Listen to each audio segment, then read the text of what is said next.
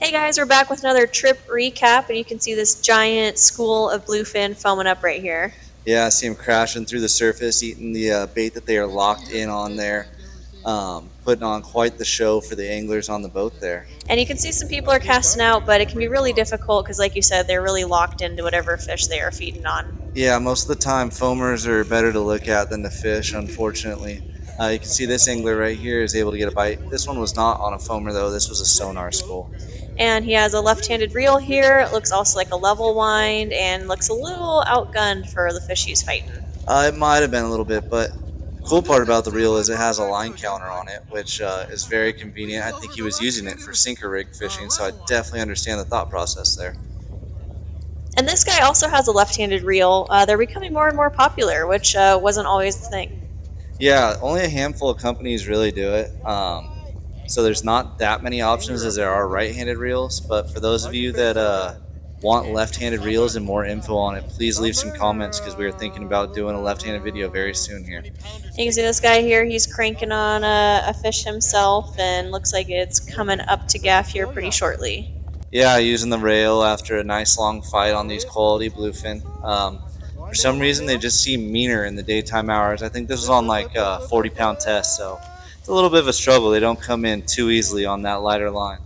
Yeah, I was gonna say, I mean, it seems like, at night you can just really crank on them with just the heavy gear that you have, and the line size doesn't matter as far as if them being line shy or not, but, definitely can lead to some longer fights during the day.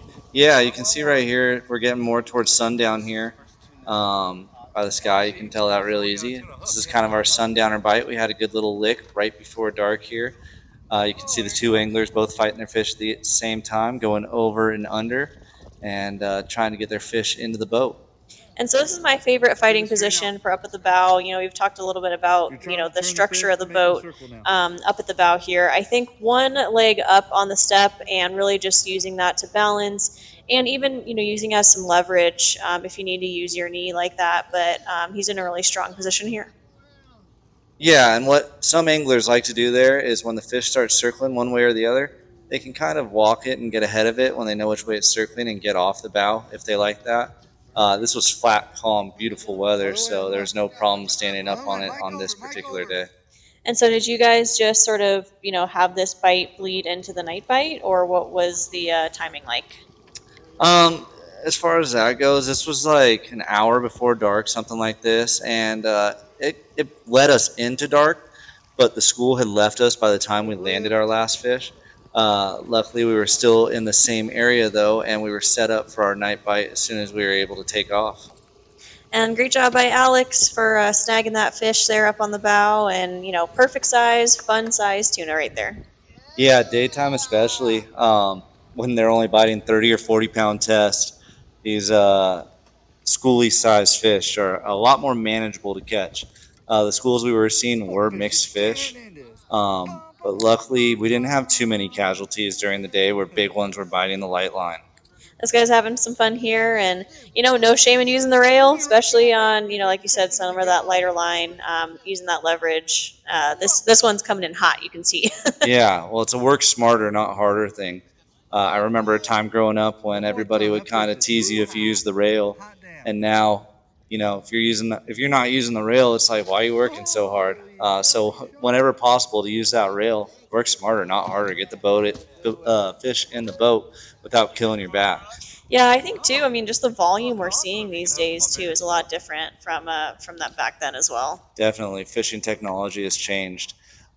This guy right here, he hooked a fish on I guess what we would call a broomstick.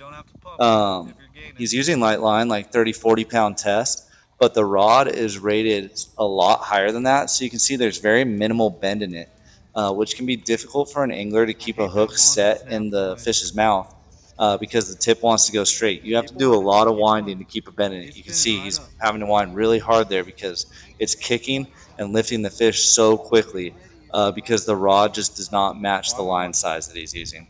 And so when people are fighting with a lighter rod, What's kind of the key there? What do you have to sort of make sure of when you're using a lighter setup? Well, it's like meeting in the middle, right? You use too light of a rod, it's just going to bend and it's never going to kick, and you have to lift strictly with your back.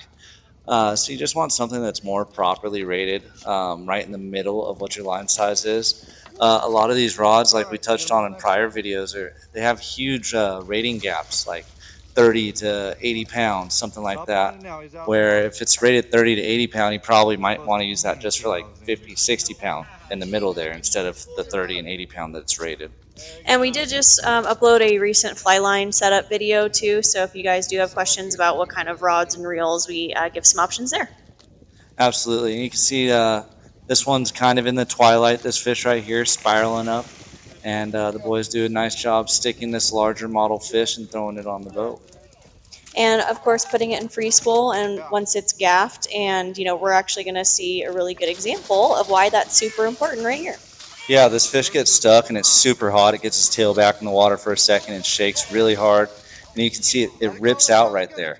But the angler had his rod in free spool, so the line didn't go tight and snap. He's trying to get the gaff off the line right there, which he is able to eventually, and we land that fish. And now you head into your nighttime bite, so it looks like everybody's working pretty hard and you got some people hooked up already. Yeah, it was good nighttime fishing. As soon as it got dark, the first school we got on was very, very cooperative and stuck to the boat and gave us a good shot to land some fish. And it looks like the water's pretty much dead still, and I can see a line on that fish right there. So what were the conditions like? There was hardly any wind at all, like you're saying. People were actually having a hard time figuring out which side of the boat to fish on at times because the boat was barely moving. So there were a little bit of tangles, which happens on this really, really beautiful weather. It's almost better to have a little bit of wind to help in the drift so that people spread out more and know what side of the boat to fish on. And it looks like Alex handed off his rod here, and we've covered one of his rods before, but he has that acid wrap going on, so the eyes are actually facing towards the boat.